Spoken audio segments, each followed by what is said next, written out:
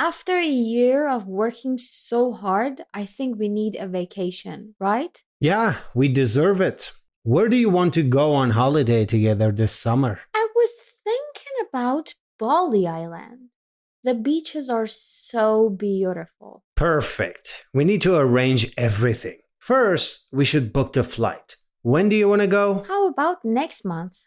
The weather will be nice. Okay. And we also need to book the accommodation.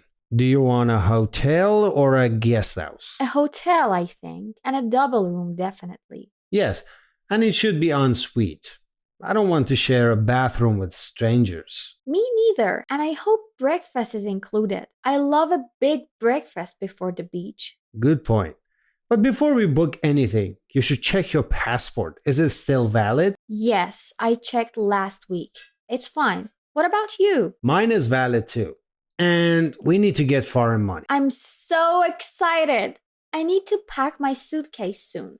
I always wait until the last minute. Don't worry, we have a whole month to prepare. So let's arrange everything this weekend. We can book the flight and the hotel together. Listeners, do you have any holiday plans this summer? Yes, tell us. Where do you want to go on holiday? Do you like the beach or the mountains? Talk to you next time. Bye!